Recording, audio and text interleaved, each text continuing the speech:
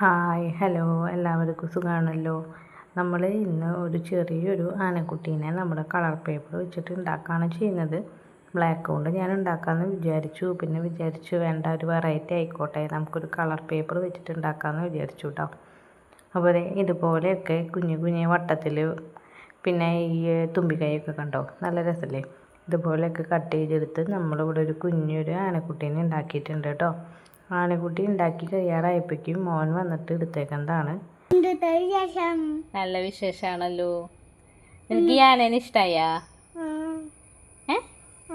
ഇഷ്ടായി. ശരിക്കും ആനയുടെ കളർ ഏതാ? ജില്ലം പപ്പരയാണ് ആന അല്ലേ? അല്ലേ?